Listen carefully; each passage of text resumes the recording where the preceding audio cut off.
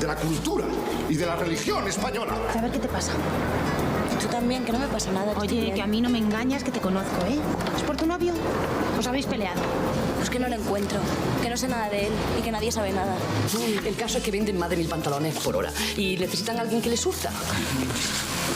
Un moment, creus? Si no tens enveja com el de Londres. Escolta, aquí faríem negoci, això sortiríem tant. No tenemos distribuidora en Barcelona. Yo les puedo garantizar que ninguno de nuestros socios va a rechazar un negocio como este. Pues a ver si es verdad. A sus pies, señora. Cuéntame cómo pasó. Lunes a viernes, 14:30 horas. Canal 14. Tus causas, tu canal.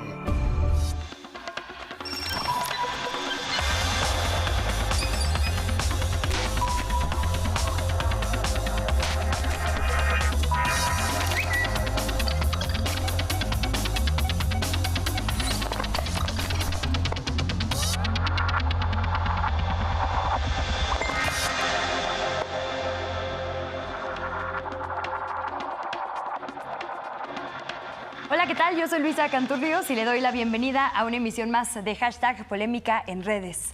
El tercer informe del Grupo Interdisciplinario de Personas Expertas Independientes presentó el pasado 28 de marzo un nuevo informe, un tercer informe, en el que se confirmó lo que se ha sospechado por años en México. Las autoridades de varios niveles se coordinaron para ocultar la verdad de lo que pasó con el ataque a los estudiantes normalistas de Ayotzinapa, aquella noche del 26 de septiembre de 2014 en Iguala, Guerrero, fecha desde la que nos faltan 43. Además de material inédito que vamos a discutir más adelante a fondo, como videos donde se aprecia a la Marina manipulando el terreno, se compartieron datos verdaderamente escalofriantes, como que han sido asesinados al menos 20 testigos clave. Para analizar este tema convocamos a personas directamente involucradas en este crimen de Estado. Agradezco muchísimo la presencia de nuestra invitada y nuestros invitados. Primero, Ichel Cisneros Soltero, analista de casa. ¿Cómo estás, querida Ichel? ¿En qué arrobas te seguimos y hablamos contigo durante esta emisión? Hola, qué gusto estar de nuevo por acá. A mí ya saben que me encuentran en @chilagüera, en Instagram, en Twitter y en TikTok. Y en Facebook estoy como Ichel L. Cisneros. Muchas gracias, Ichel. Tenemos también esta noche a dos sobrevivientes y líderes estudiantiles. Saludo con mucho gusto a Manuel Vázquez, mejor conocido como Omar García. Bienvenido y muchas gracias, Manuel. Omar, ¿cómo estás? ¿Qué arrobas tienes tú? Muchísimas gracias, Luisa. @Omar44 en Twitter, Manuel Vázquez Arellano en Facebook. Gracias. También con nosotras y con nosotros David Flores Maldonado, mejor conocido como La Parca. ¿En qué redes platicamos contigo durante este programa? Hola, ¿qué tal? Buenas noches. A mí me encuentran en @DavidFloresMal. Esa es mi cuenta de Twitter. Muchas gracias a nuestra analista y nuestros analistas. Les recuerdo a nuestra audiencia que puede participar en nuestra encuesta, la que ponemos en Twitter, en YouTube y en Instagram, que hoy plantea lo siguiente. ¿Crees que algún día se logrará conocer la verdad y se hará justicia en el caso Ayotzinapa? A, sí, B, no, C, no lo sé, o D, otra. Puede usted opinar en @canal14mx, particularmente en esta ocasión con el hashtag Ayotzinapa vive, tercer informe GIEI. Ichel, ¿qué contestaste a nuestra encuesta? Está bastante complicada el día de hoy. Híjole, sí, la verdad es que no estoy segura. Creo que les deberías de preguntar primero a ellos y a mí. De acuerdo. Sí, todavía no lo contesto, la contestaré al final, siento. Omar, ¿crees que algún día se logrará conocer la verdad y será justicia en el caso Ayotzinapa? A, sí, B, no, C, no lo sé, o D, puede sugerirnos otra respuesta. Inciso A, sí. Me gusta mucho esa respuesta. David, ¿tú qué dices? ¿Algún día habrá verdad y justicia? Yo creo que sí. Si ya lo hemos demostrado en estos 7 años, es que no vamos a parar hasta saber la verdad. Discutiremos un poco más adelante justo qué significa justicia para, por ejemplo, ustedes sobrevivientes o para las familias de los 43 y además de las personas que perdieron la vida ese día. Pero antes quisiera que para quien no vio o leyó este tercer informe del GIEI, tenga el contexto general de lo que estamos hablando el día de hoy, que viéramos un hilo bastante viral de Luis Fernando García en el que explica algunos de los puntos más importantes sobre este tercer informe. Se lo leo a nuestra audiencia de forma rápida. El GIEI publicó un tercer informe sobre el caso Ayotzinapa en donde revela un montón de información que le fue ocultada por las Fuerzas Armadas por años. Va hilo de 10 cosas. 1. 4 días antes de la desaparición de los estudiantes de Ayotzinapa, la comandancia de la 35 Zona Militar ordenó que todos los batallones de Guerrero dieran seguimiento a los estudiantes. 2. Al menos 3 agentes de inteligencia de la Sedena estaban infiltrados en la Escuela Normal Rural de Ayotzinapa. 3. Autoridades policiales y militares mantuvieron un monitoreo pormenorizado de los estudiantes durante los hechos de desaparición forzada, incluyendo intercepción de comunicaciones en tiempo real. Curiosamente, los informes sobre los hechos cesan en horas críticas. 4. Toda la información de inteligencia con que contaban las Fuerzas Armadas no fue compartida a las autoridades encargadas de la búsqueda e investigación. De hecho, se ocultó esta información por años, incluyendo durante este gobierno, a pesar de órdenes del presidente. 5. El Ejército y el CISEN intervinieron ilegalmente las comunicaciones de varios actores claves en los hechos. Incluso cuando estaba ocurriendo la desaparición forzada, la información nunca fue compartida con las autoridades de búsqueda e investigación. 6. A pesar de reiteradamente negar su existencia, el Ejército sí llevó a cabo investigaciones paralelas sobre los hechos. 7. Un dron de la Marina grabó cómo elementos de la Marina manipulaban el sitio del basurero de Cocula antes de su, entre comillas, hallazgo, como parte de la, entre comillas, verdad histórica. Manipulan bultos, inician una hoguera y contaminan la escena. 8. El acta de búsqueda y recolección de indicios en el río San Juan, de donde se extrajo una bolsa con restos óseos, fue falsificada, la afirmó una agente del Ministerio Público que ni siquiera estaba en Cocula. 9. El GIEI concluye que la tortura fue una práctica sistemática para obtener declaraciones que sustentaran, entre comillas, la verdad histórica. Y 10. Francisco Cox del GIEI dijo que 22 personas relacionadas con los hechos de la desaparición de los 43 que pudieron haber compartido información murieron. Únicamente 2 por muerte natural. ¿Qué significa que a todos estos años tengamos estas revelaciones? Ixchel, tú has acompañado desde el lado, digamos, periodístico y de organizaciones de la sociedad civil esta lucha, pues podría decir incansable, por obtener primero información que nos llevara a la verdad y evidentemente a la justicia, pero se negó por muchísimo tiempo y hoy está a la luz al menos una parte. ¿Qué significó este tercer informe en términos de sociedad? Este es un reflejo del país en el que vivimos, este es un reflejo de las fuerzas de seguridad que tenemos en nuestro país y de cómo seguramente no solo en este caso, sino en muchos otros intervienen o no intervienen, ¿no? Y en este caso además muy grave, no solamente en el momento intervienen y alteran una zona importante, ocultan información, que eso también es algo muy clave de las Fuerzas Armadas en nuestro país, ¿no? Es una de las instituciones más opacas de nuestro país que se niega a dar información. Y además, si a esto le sumamos, ¿no?, que la parte repetitiva del uso de la tortura, en este caso, pero en muchísimos otros, para que las personas se declaren culpables, ¿no?, que es la única manera en la que las investigaciones en este país caminan, es lo que parece lamentable. Está saliendo a la luz después de muchos años, ¿no?, que es el reclamo de de los padres y de las madres que les vieron la cara, básicamente, ¿no? Les vieron la cara, no solo con la verdad histórica, sino todo el tiempo después les trajeron dando vueltas de un lado al otro con información falsa o con información engañosa o con falta de información. Y al final de cuentas, lo que todavía no sabemos, ¿no?, después de todos estos años, es lo que ha sucedido con estos 43 muchachos. David, no es la primera vez que alguien afuera del GIEI hace señalamientos como estos, que pone en duda, en entredicho la verdad histórica. El tema es que por mucho tiempo no hubo foros, no hubo quien escuchara o no había, digamos, las garantías de seguridad para poder decir todas estas cosas. ¿Cómo ha sido la experiencia para ustedes de 7 años luchando un poco contracorriente, bueno, mucho más bien contracorriente, y cómo cambia para la historia, para ustedes, su historia propia y la colectiva, un informe como este que se presentó? Sí, mira, para nosotros, desgraciadamente, no es nuevo la información que proporciona el grupo interdisciplinario. Si nos referimos mucho a las declaraciones que hicieron los jóvenes desde los primeros días que estuvieron presentándose en la anterior administración, repitiéndolo hoy en la que encabeza el señor presidente Andrés Manuel, los jóvenes siempre han repetido la participación de diferentes grupos que no se investigaban en su momento.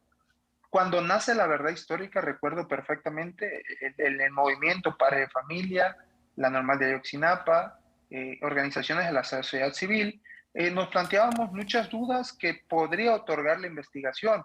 ¿Por qué? Porque no partían de las líneas de investigación que proporcionaban los propios jóvenes sobrevivientes a estos hechos.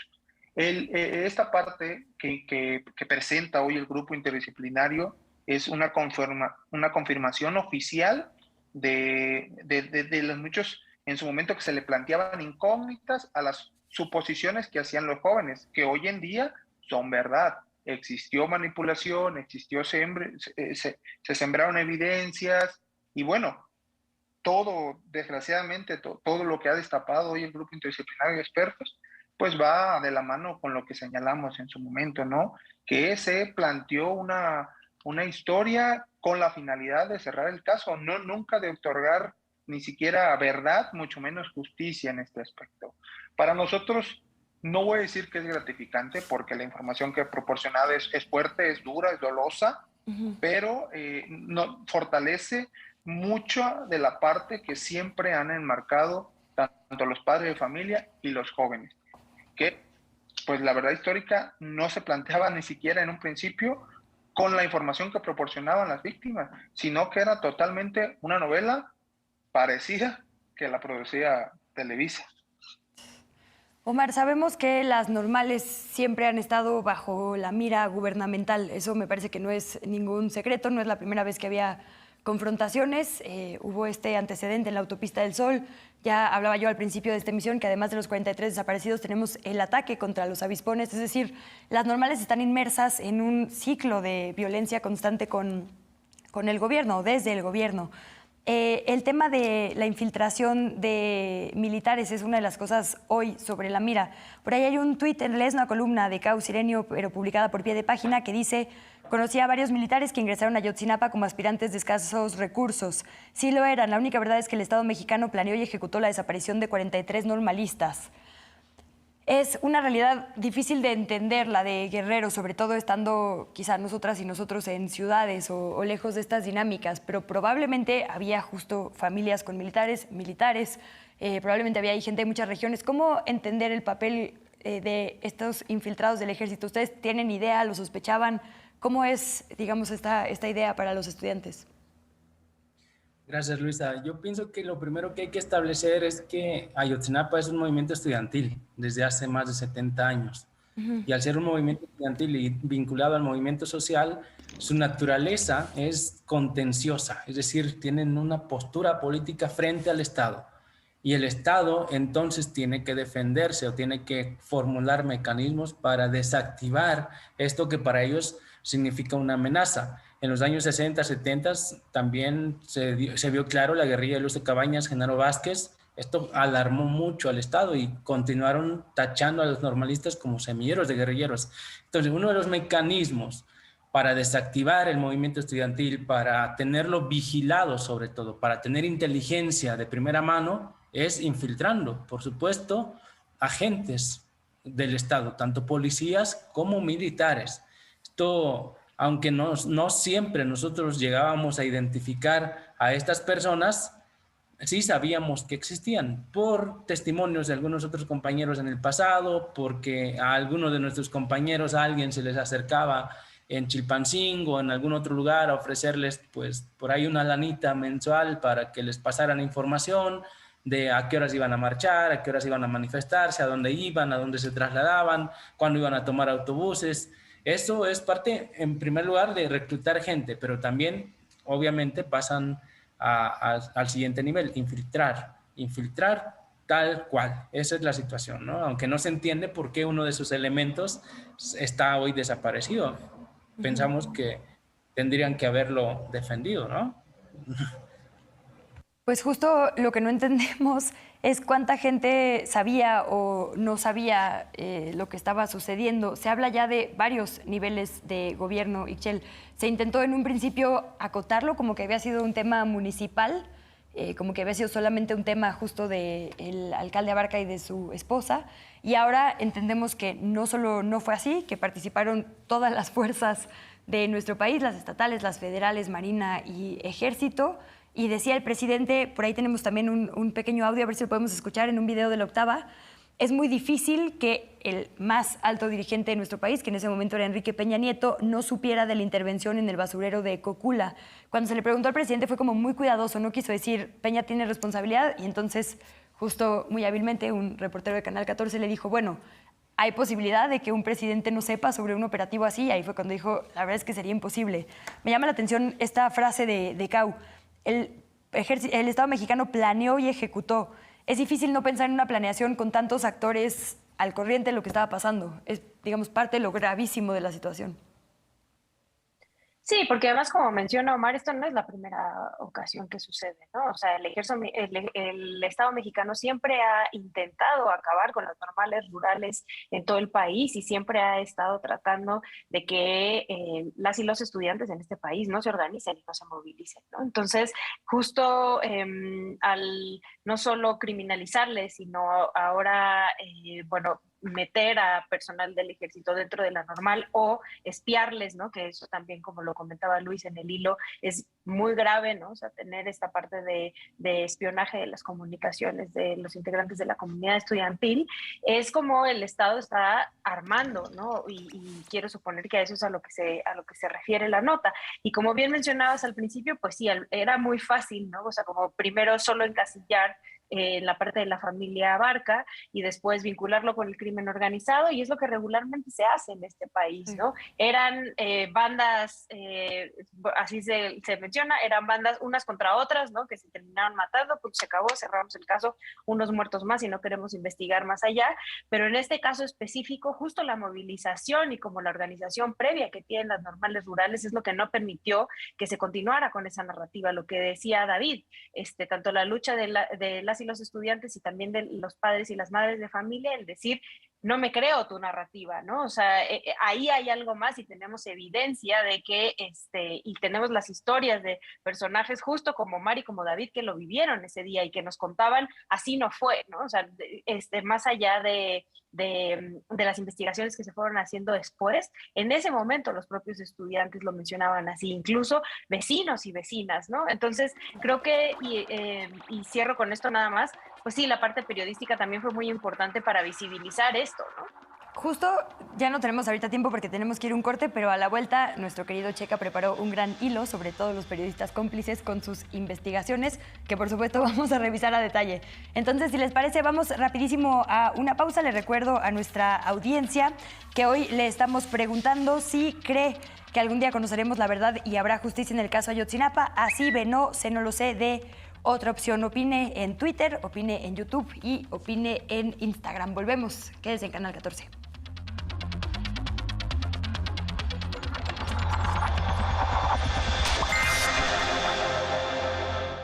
Entendemos claramente que al darnos la orden el comandante supremo de fuerzas militares, que es el presidente de la República Mexicana, el presidente Manuel López Obrador, de realizar no solo la investigación, la entrega, el análisis, sino la publicidad de esta información, estamos autorizados cabalmente para hacerlo en este medio y sobre esos supuestos para seguir avanzando en términos de hechos, verdad, justicia y conocimiento.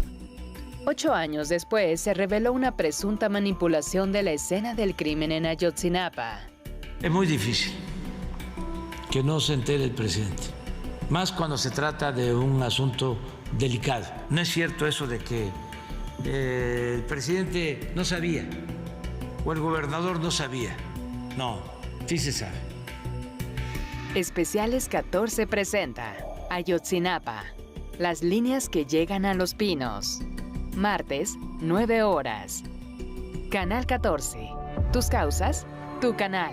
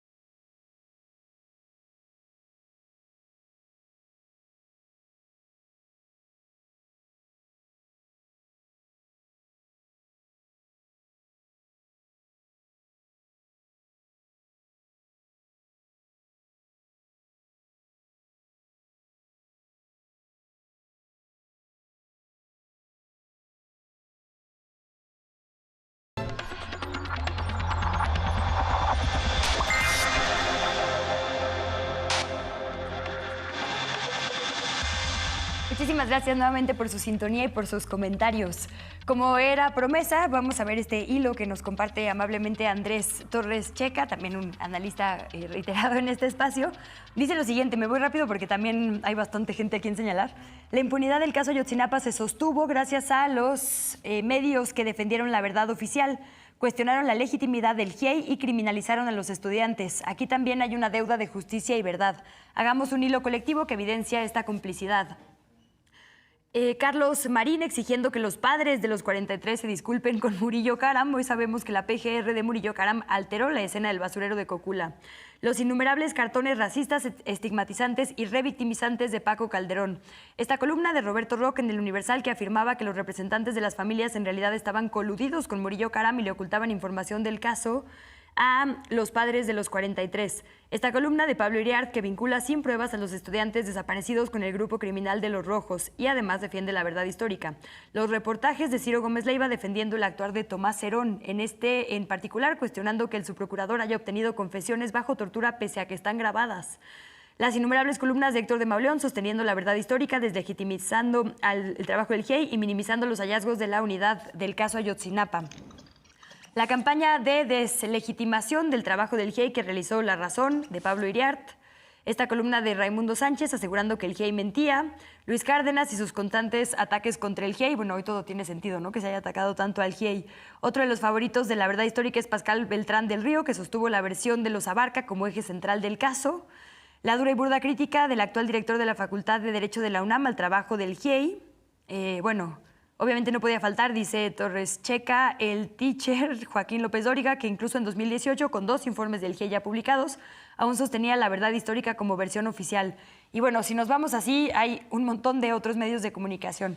Pero además de lo que se escribió durante esos años, 2014, 2015, 2016, quisiera que viéramos otras publicaciones más recientes.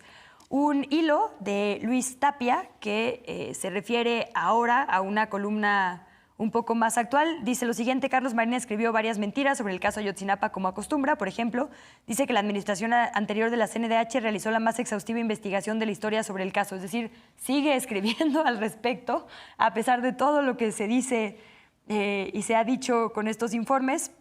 Y otro que me llama mucho la atención, lo está publicando un usuario de Twitter, República de Fifidonia, que dice: el pueblo bueno en acción, quienes serán responsables de la enseñanza, el futuro de este país, roban impunemente no solo a Bimbo, también un autobús de pasajeros, abrazan a los normalistas de Amilcingo, Morelos. Y me parece que la criminalización, estigmatización y como campaña de descrédito a las y los normalistas continúa. En realidad no es que haya parado en 2014, ni siquiera ha parado después de todo lo que han publicado grupos como el GIEI, ¿no? Después de tanto esfuerzo honesto de muchos otros periodistas, hombres y mujeres, que sí han intentado contar, pues por lo menos la versión de los testigos directos, ¿no? Si no la verdad.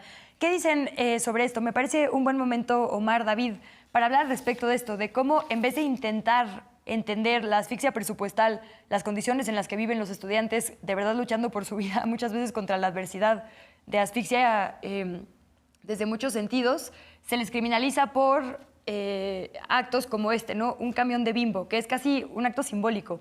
Quisiera que, aprovechando este foro, le expliquemos un poco a la ciudadanía este tema de la toma de camiones o esto que siempre sale en los medios de comunicación criminalizándoles. Quien quiera tomar la palabra. Todo tuyo. Bueno, lo has dicho casi perfectamente, ¿no? Esa parte de desprestigio también es el otro brazo que tiene en su momento las instituciones del Estado para, bueno, atacar a los normalistas. Y lo mencionaste correctamente, todos estos personajes que en su momento, no solo después de la verdad histórica, desde antes hacían miradas conspiranoicas y ya iban apuntalando un poco la historia. ¿Bajo qué beneficios? Bueno, ahí nosotros los desconocemos, ¿no? Pero para muchos de ellos la verdad histórica se volvió su libro antes de dormir, ¿no? Se lo memorizaron, se lo aprendieron, lo repitieron y llegó el grado que se lo creyeron, ¿no? Y claro, durante ese lapso los propios medios de comunicación independientes fueron los que nos sacaron a flote, porque recibieron ataques padres de familia, recibieron ataques los normalistas, dirigentes estudiantiles, las acciones de los movimientos, que es un poco a lo que va el tema orientado de la última publicación, ¿no? Se desconoce el porqué de muchas actividades de los normalistas, ¿no? Sí. Ejemplo, este tema del bimbo. Y en infinidad de ocasiones pasa mucho con producto, pero cuando las normales, principalmente los movimientos dentro de las normales rurales, empiezan a movilizarse para acceder a mesas de negociación, porque es la única forma que el Estado se sienta a negociar y atender las peticiones de los estudiantes. No hay un beneplácito de decir, oigan, chicos, vengan, hay que platicar, sí, no les hemos dado libros, no les hemos dado material, le faltan docentes. No, realmente, desgraciadamente, ese proceso no sucede. Los jóvenes se movilizan para atender sus peticiones, que tienden a ser alimenticias, académicas, de transporte. En mucho tiempo Ayotzinapa se movilizó por búsqueda de un transporte. Para casi 500 estudiantes en su momento obtuvieron un microbús sin freno, ¿no? O sea, a ese grado. Este tipo de movilizaciones, el Estado tiende a veces a cortar los suministros de raciones para 500 personas que tienen que alimentarse y terminan comiendo pan Bimbo. Lo que es increíble, si me permites ahí entrarle, es que a nadie le parece criminal que los estudiantes no tengan que comer. Y sí, todos los periodistas salen a decir que es criminal una pérdida. La verdad, yo creo que pues poco, digo, no estoy diciendo que haya que actuar fuera de la ley, pero poniendo el contexto completo la cosa es distinta, ¿no? Es una empresa transnacional contra estudiantes que no tienen que comer, pues, ¿no? El contexto sí cuenta una historia distinta. Perdón. Como decías, es una forma de manifestarse además también, ¿no? O sea, es una forma de manifestarse ante el sistema. Exacto. Justo también, que si pueden ahondar un poco en esto que nos decía Ixchel, también es un tema simbólico, ¿no? Porque no es contra la señora que está vendiendo su alimento, son ciertos alimentos o ciertas compañías.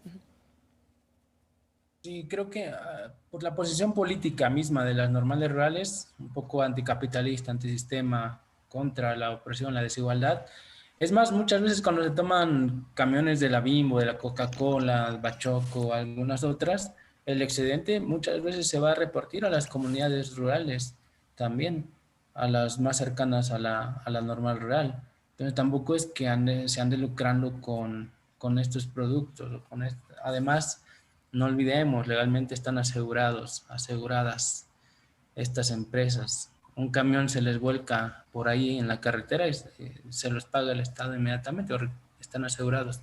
Si unos normalistas retienen un camión y lo utilizan para comer o abastecer su movimiento, sus protestas, no pierden realmente. Entonces, pero también se nota que a ellos sí les hace caso el Estado inmediatamente. Oigan, mano dura contra Ayotzinapa, mano dura contra estos estudiantes, mano dura contra los campesinos que bloquearon una carretera porque están obstaculizando el comercio. Ay, sí, el gobierno inmediatamente los atiende. Pero si los normalistas piden una audiencia para resolver sus peticiones académicas o del tipo que sean, no los conocemos, ahorita no tenemos tiempo.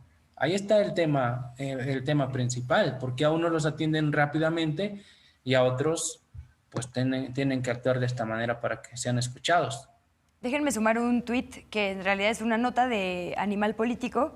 Estudiantes de la normal de Mactumaxá denuncian tortura y agresiones sexuales de policías. Ahora que decíamos esto, ¿no? Fueron detenidas y detenidos, si no me equivoco, más de 90 en Chiapas. Y bueno, ahí está esta denuncia de que las violentaron sexualmente y demás. ¿Cómo es posible que esto suceda después de una herida histórica como es la desaparición de 43 estudiantes de Ayotzinapa? Era para que al día siguiente se hubieran resuelto todas las denuncias de las normales y no. Vemos que la verdad la situación ha cambiado muy poco. Quisiera que hablemos también de esto. Decías Omar, nunca nos reciben, ¿no? Esto es, digamos, la última instancia que tenemos a veces para llamar la atención. ¿Por qué no les reciben? ¿Sus peticiones son de verdad tan imposibles de cumplir o también es un posicionamiento de parte de las autoridades? ¿Cómo lo leen ustedes? Para mí, tanto es un posicionamiento de las autoridades. A ver, no es que no se solicite mediante oficio audiencia, porque hay un periodo de gestión de los normalistas, hay un comité estudiantil, David, yo fuimos dirigentes y metemos en tiempo y forma los oficios de petición de audiencia, pero te dan largas hasta que te obligan a manifestarse, porque se pasan los tiempos de gestión, así como se pasa a nivel federal el tiempo para aprobar un presupuesto, así también están los tiempos de gestión de los normalistas. Esto hay que verlo, hay que entenderlo, no se puede actuar de otra manera. Entonces, pues, por un lado es eso, por el otro lado, yo pienso y sostengo que puede ser también una provocación, porque al Estado, si no provoca Ayotzinapa, provoca Mactumaxá, provoca Aguascalientes, provoca en otro lado un movimiento. Entonces tienen permanentemente a los normalistas en movimiento estudiantil, en movimiento. Tienen que trasladarse de un lugar a otro en todo el país, y entonces pues, los normalistas están permanentemente movilizados y por lo tanto permanentemente estigmatizados, porque de ahí comen Ciro Gómez Leiva, de ahí come Carlos Marín, de ahí come Mauleón, de ahí comen todos ellos, porque es el lugar donde pues carroñean, ¿sabes? De ahí es donde pueden tener sus notas que tanto vemos pues actualizadas, ¿no? En cualquier situación.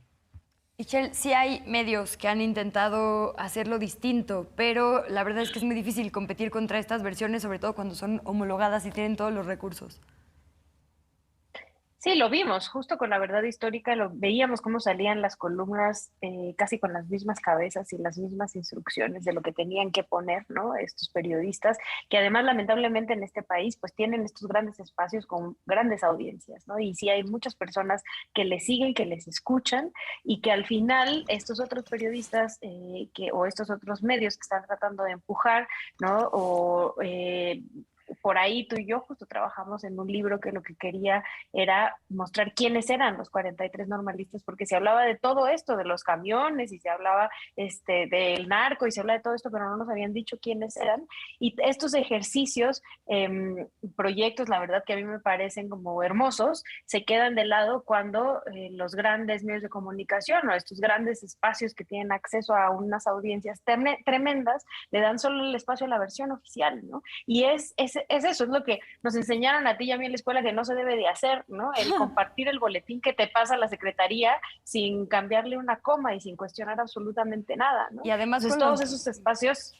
Sí, con los manuales de estos periodistas antes de volverse estos periodistas. Pero bueno, perdón, nada más quería apuntar ese. A ambos nos enseñaron ese manual, ese justo manual de periodismo de Carlos Marín y Vicente Leñero, creo que nos lo enseñaron a todos los periodistas y las periodistas de una generación, y ahora los ves y es como, bueno, escribiste un manual que no aprendiste absolutamente nada, ¿o qué? O decidiste dejar en el olvido, pero sí influyen, ¿no? E influyen en las decisiones, e influyen también en por qué al principio había un apoyo muy importante, ¿no? En las manifestaciones y de la sociedad, y eso fue disminuyendo, ¿no? Y fue disminuyendo al grado de que o sea, se les criminalizaba, pero también se les decía como, bueno, ya, déjense, o sea, ya se acabó, ya está La Verdad Histórica, y es como, no, o sea, mi hijo sigue desaparecido, a nosotros como institución en Ayotzinapa nos agredieron, ¿no?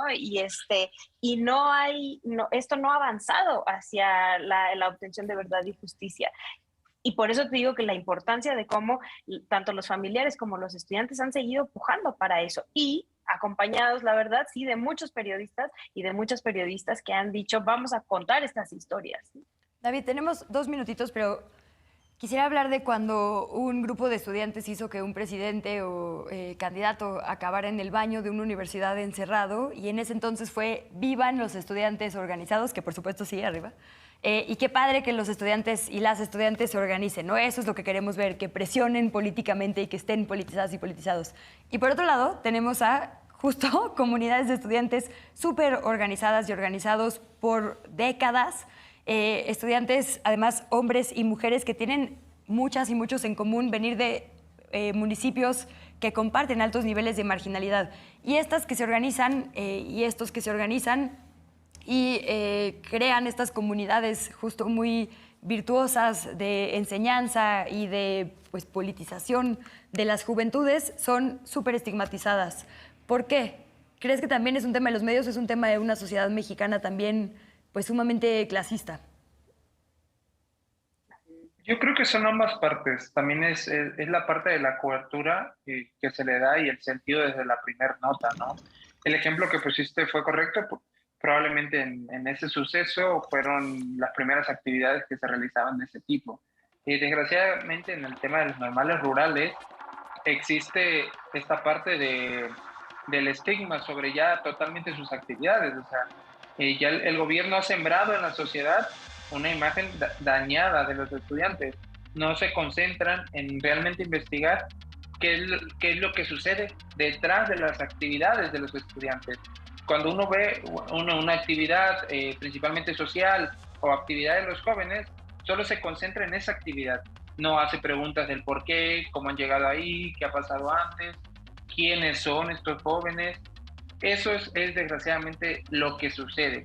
Ya existe un estigma sembrado en la sociedad y los medios que intentan o dan cobertura a estos espacios, pues también ya tienen una imagen sesgada sobre estas situaciones. Y el ejemplo que otorgaste es totalmente correcto. Existe también un poco de tema de clases en las situaciones que suceden de los jóvenes.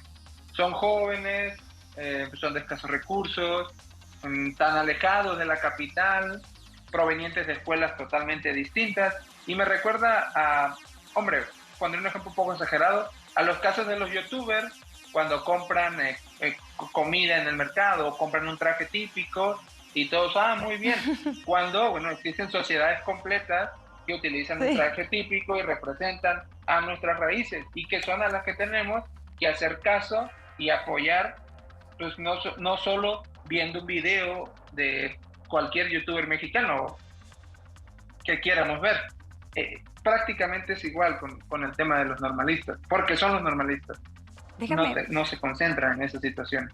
Déjame, David, ir a una pausa rapidísimo. En el tercer y último bloque quisiera que habláramos sobre, además de que están las mismas figuras en los medios, en sus mismos espacios poderosos, y por lo tanto hay un cerco importante para pues, decir cosas como las que dijo el GIEI, también hay personas dentro del gobierno en puestos, si bien no los mismos, de decisión importantes. Hablo de la Secretaría de Marina, hablo también de militares, aunque estén en retiro, pero bueno, con cierta influencia. Entonces, si les parece bien, después de la pausa hablamos sobre esto, sobre las personas que se mantienen en el gobierno. Quédese en Canal 14.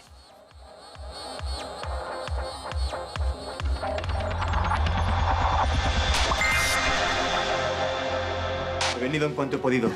¿Cómo está la enferma? Se llama Hortensia, lleva 2 días mal. Pensábamos que era un simple resfriado, pero tiene mucha fiebre y se ha desmayado. Veamos. Vamos a ver. ¿Y a ti qué te pasa, Francisca? ¿No tienes buen aspecto? Ay, es que no me encuentro muy bien. Creo que me cogió el frío anoche. Ya le he dicho a Diana que hoy no iré a la fábrica. Ven aquí. Pero si estás ardiendo. Ya, es que tengo escalofríos. ¿Y qué es? Viruela. ¿Viruela? Sí. Es una enfermedad infecciosa. Puede ser mortal si se contagia y no se está vacunado. En cuanto... Bien. ¿Qué? Señorita, señorita. No, señorita, por favor. Vienen de comandancia siguiendo las directrices de gobernación. Y han venido a decretar la fábrica en cuarentena. ¡Benjamín! ¡Dios mío! ¡Benjamín! 6 hermanas. Lunes a viernes, 17 horas. Canal 14. Tus causas, tu canal.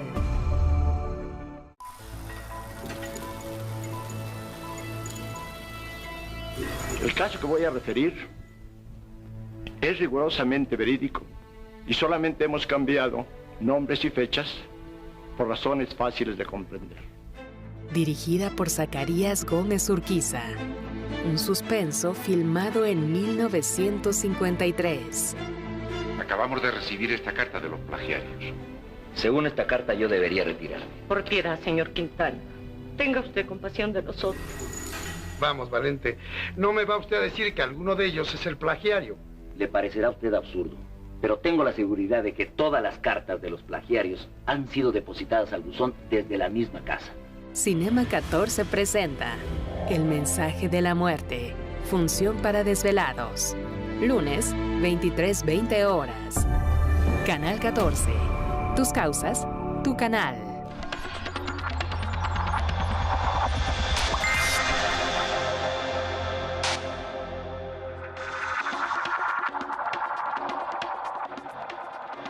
Muchas gracias por seguir en sintonía con esta emisión de Polémica en Redes. Les recuerdo que el hashtag que estamos utilizando es Ayotzinapa Vive, tercer informe del GIEI.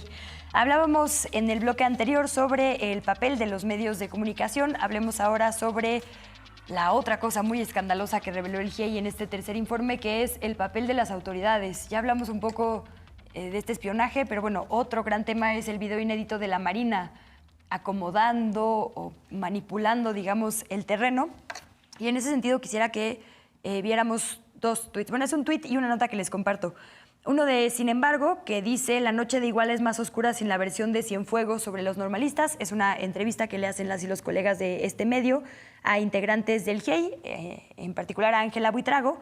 Y ella dice, hoy con mayor relevancia se determinaría la necesidad de escuchar al general Cienfuegos para que nos cuente historias sobre el pasado, el durante y el después de este caso también.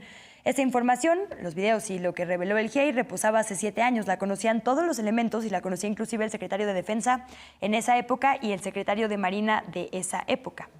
Ya no alcancé a mandarlo, pero bueno, han salido muchas notas en los últimos días sobre José Rafael Ojeda, secretario de Marina con la 4T. Dice, el actual secretario de la Marina estuvo al frente de la comandancia de la 8ª Región Naval con sede en Acapulco hasta enero del 2015. Recibió de parte del exgobernador Ángel Aguirre 10 camionetas para patrullajes del operativo Guerrero Seguro, unas camionetas pues, similares a las camionetas que vimos ahí. Les estoy leyendo una nota de Jesús Guerrero de Amapola Periodismo. ¿Qué posibilidades tendremos verdaderamente de saber la verdad cuando hay altos elementos tanto del Ejército como de la Marina todavía en puestos clave o por lo menos con contactos clave? Ya vimos lo que pasó con Cienfuegos en su detención en Los Ángeles en cuanto llegó a México, ¿no? Entonces, ¿qué nos pueden decir? Siguen ahí, abro la conversación para quien pueda opinar.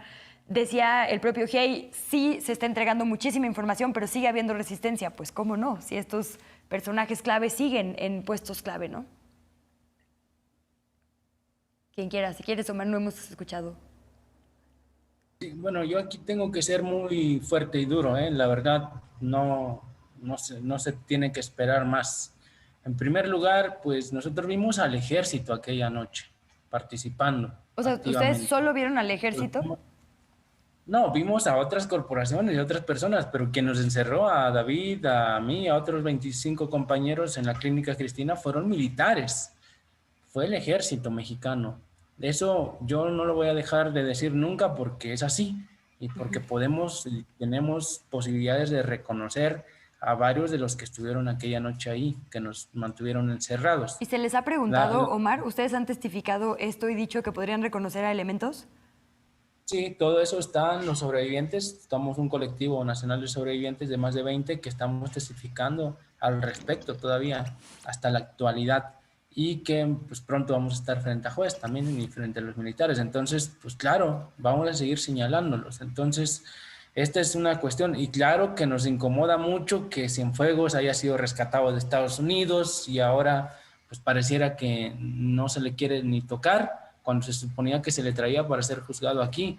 O sea, hay mucha información que se tiene que revelar. No tendría por qué el presidente dar manotazos en la mesa para que el ejército, un ejército que se supone debe estar subordinado al poder civil, brinde la información. La Marina, de igual manera, tendría que brindar la información adecuadamente, porque es así nuestro sistema de justicia, nuestro sistema gubernamental, el Estado está organizado de esa manera, el poder civil por encima del poder militar, y esto no está siendo de esta manera, por lo menos no en el caso de Ayotzinapa, y la preponderancia que se le está dando al ejército tampoco está siendo, pues está reflejando, ¿no? Si le estás dando mucho papel al ejército es porque te va a responder también en estos casos que son el tema de la desaparición, no por lo que pudieran estar haciendo en este momento, que puede que no estén desapareciendo gente en este preciso momento, pero han desaparecido personas, y esa información tiene que ser revelada, porque son miles de personas las que están sufriendo por la ausencia de un ser querido. Entonces, eso es lo primero que diría. Yo, como legislador ahora, pues he exhortado, he ingresado puntos de acuerdo para hacer exhortos a la Marina y al Ejército a que sigan brindando información. No sirve de mucho, pero bueno, lo tenemos que decir de todas maneras. Aún así, David, ambos contestaron que sí creen que habrá verdad y justicia. ¿Con base en qué? No, yo creo que desde la parte de que hemos estado dentro del movimiento, ¿no? Y nos ha tocado estar desde hace 7 años, y no solo nosotros, ¿no? Los demás normalistas que han egresado, los que ahora están dentro de la normal, ¿no? Que no han aflojado en la exigencia sobre la verdad de nuestros 43 compañeros, ¿no? Creo que ahora lo que informa el GIEI es importante, es totalmente fuerte, pero por un poco la línea que menciona Omar, ¿no? Creo que hay que ser realistas sobre esa situación. Desde hace muchos años, desde 2014 a 2015, la mayoría de los sobrevivientes y los padres de familia exigieron en aquel entonces al presidente Enrique Peña Nieto que se abrieran las puertas, principalmente del batallón de Iguala Guerrero, ¿no? Porque los jóvenes ubicaban a los militares que participaron ese 26 y 27 de septiembre. Hoy en día, con los videos que proporciona el grupo interdisciplinario, pues bueno, enseña otra participación muy aparte de lo que se realizó el 26 y el 27, ¿no? Y que ahora se tiene que demostrar también y llevar al estrado a cualquier persona, sin importar el cargo, ni las barras, ni el tipo de gorra que se haya utilizado, a esclarecer y ayudar en la investigación, principalmente sobre qué sucedió con los jóvenes, porque hay algo importante dentro de la manipulación que realiza la Marina, y la quiero remarcar, que es que donde se sujetaba principalmente la verdad histórica era que el resto de Alexander Mora Venancio era real, pertenecía a Alexander. Y es cierto, el GEI lo ha confirmado. El tema es que ese resto se sembró en el basurero de Cocula y se sembró con la participación de diferentes grupos de seguridad, en este caso la Marina, en ese entonces la Procuraduría. El tema que hace un momento tuvimos un diálogo por ahí con el colectivo que mencionaba Manuel, y hablábamos de eso, cómo fue que el resto de Alexander Mora llegó ahí, y bueno, se sembró esa evidencia, de dónde lo obtuvieron, qué fue lo que pasó, realmente sí sabían qué otras corporaciones están coludidas, quiénes son esas personas, esas figuras, esos hombres o mujeres pertenecientes a la Marina o cualquier otro grupo que estaban ahí, dónde se encuentran en este momento, ya están participando, porque si no se hace vinculante esta situación que exhibe el GEI, pues seguiremos todavía en un tema de injusticia. Hablando de... Y yo agregaría, Luisa, perdón que te interrumpa, ¿quién dio la orden? ¿No? O sea, totalmente. Eso, sobre todo en este tipo de instituciones de las Fuerzas Armadas, dígase Marina y Ejército, no es como que los soldados se dirijan solos. Hay alguien que da una orden y hay alguien que dice que tienes que ir al basurero de Cocula y hacer lo que hizo la Marina, que tienes que retener a los estudiantes en el hospital ese día, ¿no? O sea, eso viene de algún lugar y eso es lo que todavía no sabemos, ¿no? Y eso es lo que se ha negado a compartir la información. Antes de cerrar... Y yo quiero agregar aquí. Adelante. Me recuerdo mucho, ahorita que sale el tema de Cienfuegos, a su posicionamiento desde un principio, cuando tanto los padres de familia y la primera intervención que hace el grupo interdisciplinario era investigar a los militares que estuvieron en esa noche en la Clínica Cristina, ¿no? Y él hablaba de esta parte intachable de las Fuerzas Armadas, ¿no? Y su negativa, que si participarían, serían sus condiciones, y condiciones que nunca existieron, ¿no? Quiero dejar claro.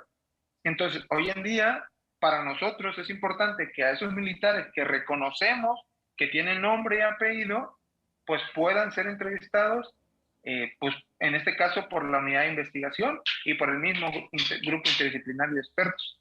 Y como dice muy bien Ixel, esta parte de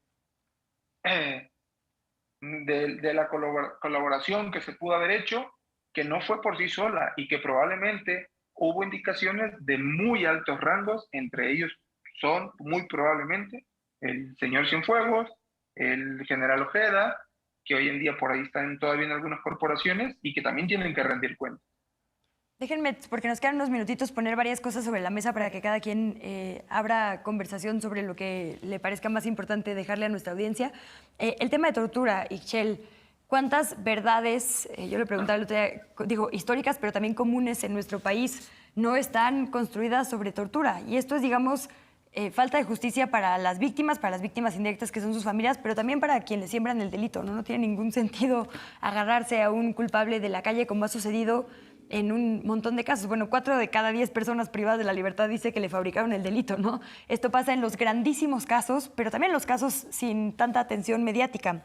El tema de tortura lo pondría sobre la mesa y estas preguntas que hacías tú, ¿no? Digo, la pregunta que tenemos todo México, por supuesto, es ¿dónde están los 43? Decías tú, ¿quién dio la orden? Y yo también agregaría, ¿por qué? ¿No? ¿Por qué pasó lo que pasó? ¿Qué se estaba buscando con este crimen tan atroz? No sé qué hipótesis u otras preguntas tengan ustedes que también quieran dejar aquí para que nuestra audiencia reflexione. Yo solo agregaría en lo que mencionas de la tortura, para dejarle más bien a Omar y a David el cierre, que sí, en efecto, ese es el problema de que las investigaciones en México solo se basen en testimonios, ni no en pruebas periciales, ¿no? Que es la gran mayoría de las veces sucede así, y esto es porque obligan a la gente a decir cosas, ¿no? Y entonces por eso terminan un montón de personas presas, porque les obligaron a base de tortura a hacerse responsables o a señalar a otras personas como responsables. Sí, yo seguiría en el sentido de, por lo menos a nosotros nos da miedo una cosa. El informe del IGI también arrojó que 22 personas de las que pudieran tener información clave han fallecido, solo 2 de muerte natural. A 20 las han matado. Quiere decir que pues andan tras las personas que saben, que tienen información. Y entre ellas pues estamos los sobrevivientes. Atención a esta situación. O sea, a David, otros compañeros, más de 20 que seguimos testificando, pues estamos en riesgo eminente de que pues por ahí, no sé, un militar, un fiscal, un ministerio público de la anterior fiscalía que no quiera que se sepa algo de lo que nosotros pudiéramos señalar, pues que nos den un lleguecito por ahí. No sabemos, nos han tratado de callar durante mucho tiempo. No nos van a callar, obviamente, primero muertos, pero pues esa es la situación que yo quisiera alertar también al movimiento de las familias, al GI, al gobierno federal. No hay que confiarnos en esta situación. O sea, muchas de las cosas que se van a saber o se saben va a ser gracias a los testimonios que son nuestros, y esto no nos los van a arrancar a tortura, esto los decimos, los hablamos por pura convicción y por puro amor a nuestros compañeros que aún nos faltan. Pero como bien dices, les acompañamos y estamos pendientes porque por supuesto son personas que evidentemente viven con esta amenaza, ¿no? Y además pues es la verdad, por supuesto que una herida que evidentemente es contra ciertas familias, pero tendría que ser un asunto nacional, justo por la implicación de un crimen de Estado y la fabricación de una verdad histórica.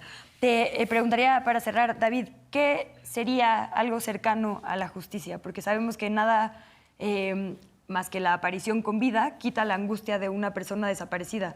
Pero ¿qué podría hacer justicia para una familia que está buscando a un miembro o para las familias, amigos, conocidos de estos 43, para las normales, para todas los actores y las personas involucradas, digamos, en lo que pasó aquella noche de Iguala? Yo creo que principalmente verdad. Después de todas las manipulaciones, los engaños que hemos vivido sobre esta situación, es verdad, ¿no? Por fin se nos diga qué pasó, por qué pasó, y que las personas que tuvieron intervención esa noche vivan un proceso transparente y con la asignación de responsabilidades correspondiente a la ley. Creo que eso puede ser lo más acercado a la justicia que siempre hemos pedido, porque siempre ha partido de ahí. Imagínense que en un principio nuestra idea era qué pasó con los 43, y hoy en día es qué pasó con los 43 y qué vamos a hacer con los que hicieron la verdad histórica, ¿no? O sea, en vez de ayudarnos, nos crean más enemigos en esta situación de acceso a la justicia. Yo creo concretamente eso, ¿no? Y el movimiento mucho tiempo lo marcó, ¿no? Verdad y justicia, en ese orden. Pues les agradezco muchísimo, Ixchel Cisneros Soltero, Manuel Vázquez, mejor conocido como Omar García, y David Flores Maldonado, mejor conocido como La Parca, por esta intervención. A ustedes también, bueno, a todas y a todos por tantos años de lucha. Les abrazamos y les acompañamos desde este espacio y, bueno, personalmente. Les comparto también los resultados que curiosamente coinciden con ustedes de nuestra encuesta. ¿Cree que algún día se logrará conocer la verdad y será justicia en el caso de Ayotzinapa? El 59% de la gente que votó hoy con nosotras y nosotros dice que sí, el 28% que no, 12% que no lo sabe y 1% que va a poner un comentario que ahí podremos leer en @canal14mx. Gracias, como siempre, por su compañía. Nos vemos en la siguiente Polémica en Redes.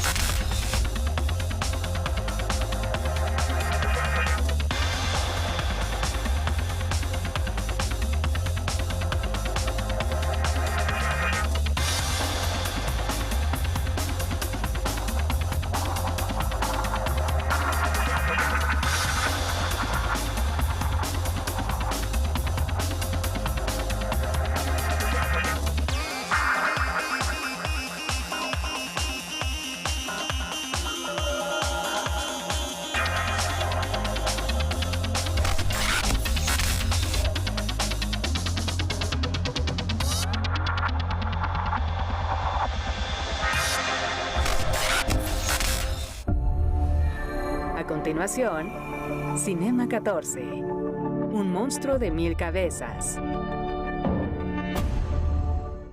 Clasificación C. Mayores de 18 años.